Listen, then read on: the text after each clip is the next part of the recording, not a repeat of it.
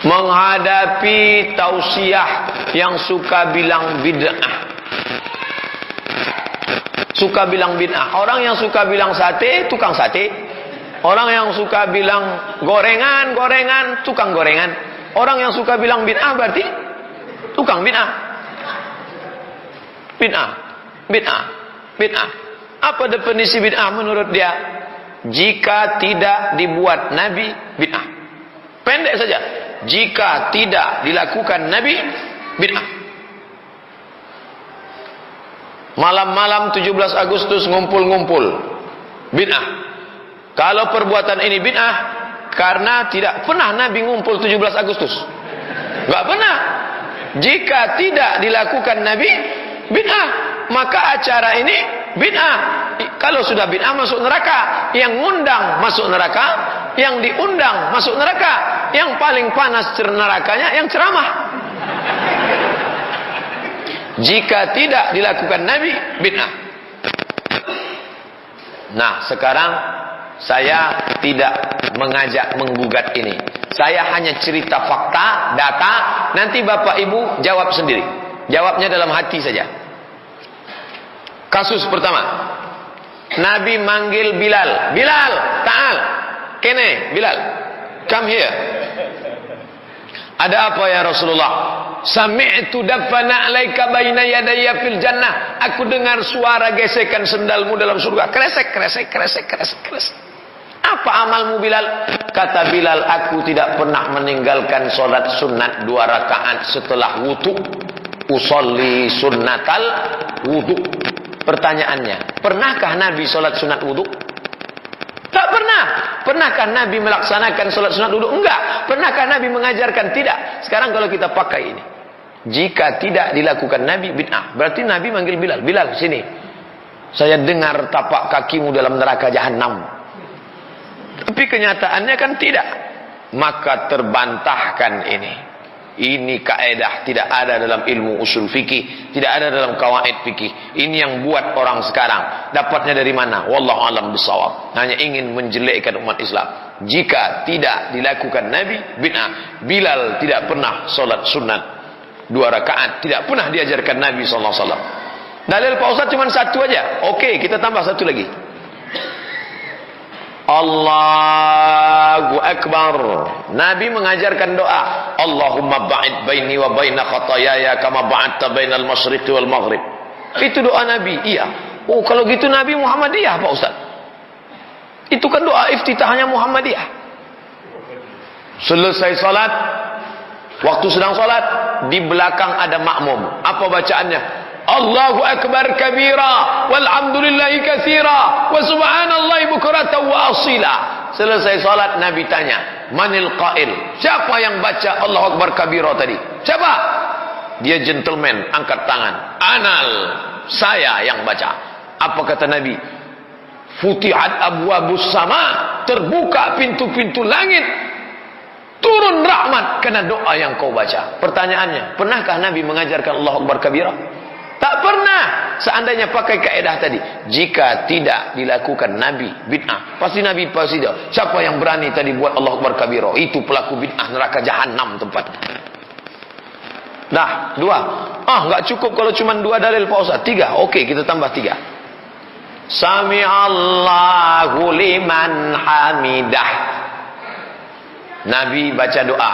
Apa yang diajarkan Nabi? Doa yang Bapak baca tadi. Rabbana lakal hamdu mil'us samawati wa mil'ul ardi wa mil'u ma syi'ta min syai'in ba'du. Tapi ternyata ada orang bacanya lain. Sami'allahu liman hamidah. Apa dia baca? Alhamdulillahi hamdan thayyiban katsiran mubarakan fih. Selesai salat Nabi tanya, manil qail? Siapa tadi yang baca doa itu? Tidak pernah kuajarkan. Ana. Saya ya Rasulullah. Apa kata Nabi? Ra'aitu bid'an wa salasina malakan yatabadarun. Aku lihat 39 malaikat turun ingin mencatat doa yang kau baca. Andai pakai kaedah tadi, jika tidak dibuat Nabi, bid'ah. Berarti Nabi bilang, aku lihat 39 malaikat pencabut nyawa ingin mencabut karena kau berani-berani melakukan perbuatan bid'ah. Sudah berapa udah?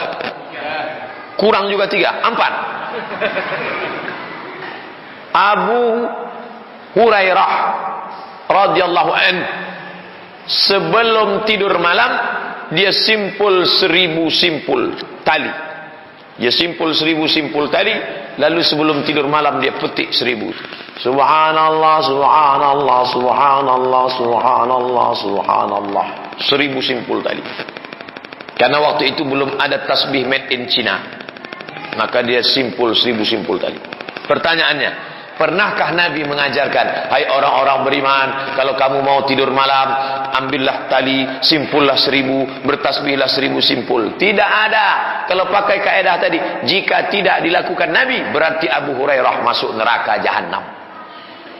Berapa sudah? 5. Tambah lagi. Datang sahabat ngadu, ya Rasulullah, ya, hadis riwayat Ahmad bin Hanbal, ada teman saya, kenapa dia sholat dari Isya sampai subuh?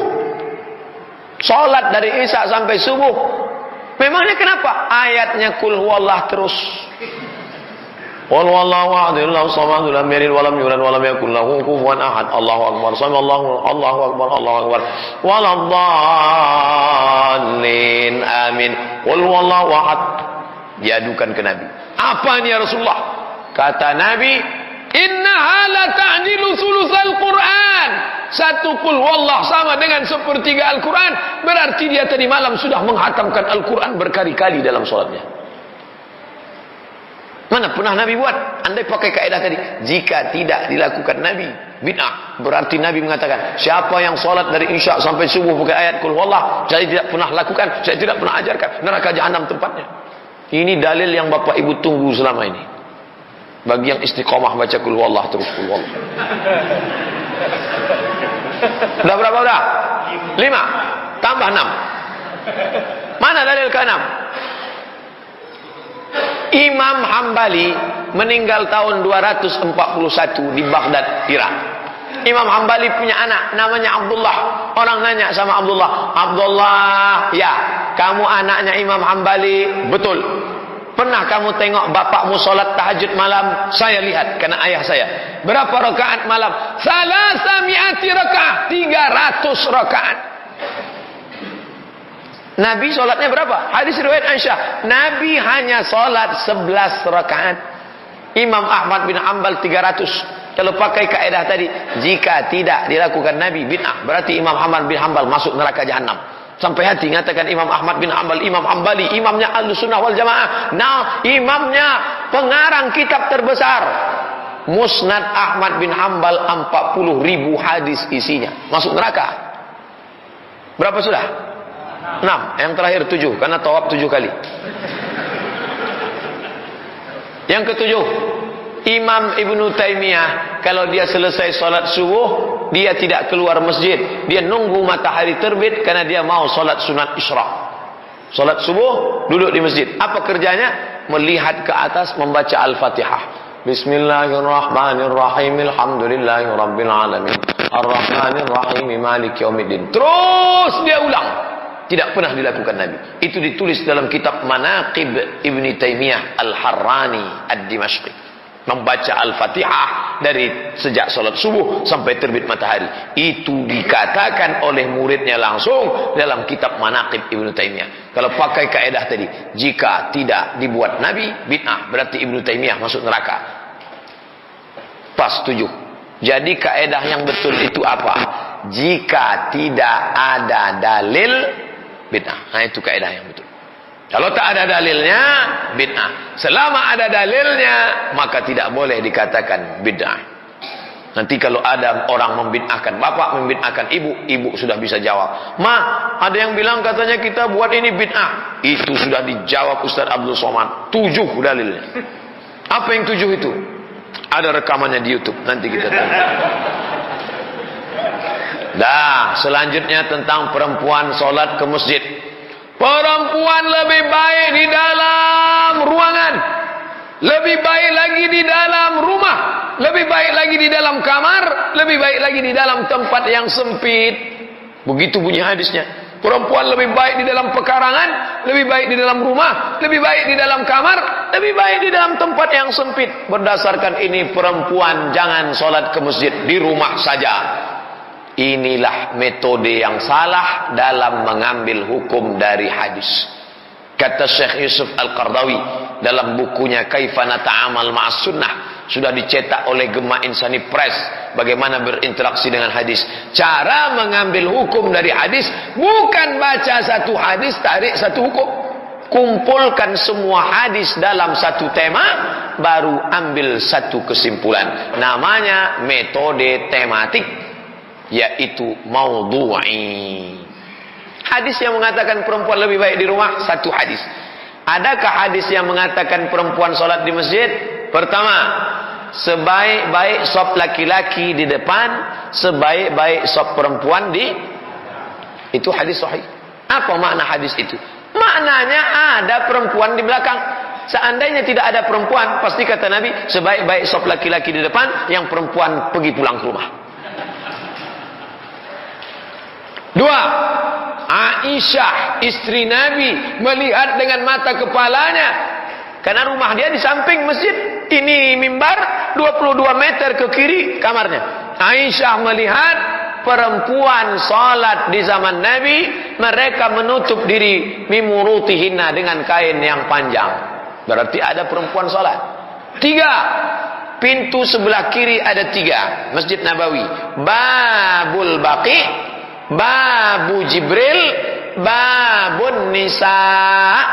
Babun Nisa bukan sekarang dibangun, sejak zaman salafus saleh. Bahkan Umar bin Khattab, siapa yang masuk dari Babun Nisa, bukan Nisa dicambuk, itu Babun Nisa untuk perempuan. Mungkinkah pintunya ada, orangnya tidak ada? Tak mungkin. Kalau begitu perempuan ada. Empat, summa i'takafa azwajuhu min ba'di. Setelah Nabi meninggal, istri Nabi i'tikaf. I'tikaf itu berapa lama? 10 hari 10 malam, 24 jam kali 10, 240 jam. Apa makna 240 jam? Kalau 240 jam boleh, mengapa yang 5 menit tidak boleh? Tengok, pengambilan hukum itu bukan tekstualis. Dalil terakhir yang kelima, la tamna'u ima Allah masajid Allah. Jangan kamu larang hamba Allah yang perempuan datang ke rumah Allah. Itu hadis lebih banyak perempuan ke masjid. Tapi hadis yang satu tadi Ustaz tidak bisa lawan. Ini kan hadis sahih. Dikombinasikan antara dua, perempuan tetap ke masjid dalam kurung syarat dan ketentuan berlaku. Pertama, tidak menimbulkan fitnah. Contoh di Rusia, di Suriah sekarang. Di Suriah perempuan tak boleh ke masjid, karena kalau dia ke masjid ditangkap tentara Bashar al-Assad Syiah laknatullah alaih. Di Palestina perempuan tak boleh ke masjid, kalau perempuan ke masjid ditangkap tentara Israel. Tapi di komplek Masjid An-Nahdah, kalau ibu nanti pulang ada tentara Israel di luar. Syarat yang kedua, menutup aurat. Saya sholat di masjid di Pekanbaru, Jalan Seberantas, dekat Riau Pos. Begitu saya keluar dari masjid, melihat perempuan pakai celana sempit. Astagfirullah. Baru saja membersihkan diri, dia sudah pakai. Mukena dia gulung, dia masukkan ke dalam tas kecil, dia pun keluar pakai lipstick, pakai. Ini tak ada manfaatnya dia ke masjid itu. Bagus sholat di rumah, menimbulkan fitnah. Ke masjid pakai celana sempit kecil. Orang naik motor nengok itu masuk paret, kadang-kadang nengok. Macam ibu-ibu ni ke masjid. Itu. Tengok, tidak pakai makeup, pakai mukena panjang. Ini udah tahu ke masjid pakai bedak 2 inci. Pakai lipstick. Kanan biru, kanan kiri hitam, hijau. Pulang dia ke rumah, suami tak ke masjid. Siapa nempeleng tadi, kata dia. Oleh sebab itu, maka hadis tentang perempuan ke masjid ini, download buku saya di internet tentang perempuan ke masjid. Apa kami ketik Pak Ustaz? 30 fatwa seputar Ramadan. ketik di Google 30 fatwa seputar Ramadan Abdul Somad LC, enter, download gratis, share Twitter, BBM, Facebook, WhatsApp, bagi. Ada di situ saya bahas. Saya masuk ke dalam pembahasan Ramadan karena di bulan Ramadan banyak ibu-ibu ke masjid dilarang oleh orang. Maka saya buat di situ, perempuan ke masjid, syarat ketentuan berlaku. Pak Ustaz, saya sudah download setengah jam kok nggak dapat. Kata Ustaz dapat, paket habis. Wallahu a'lam bishawab.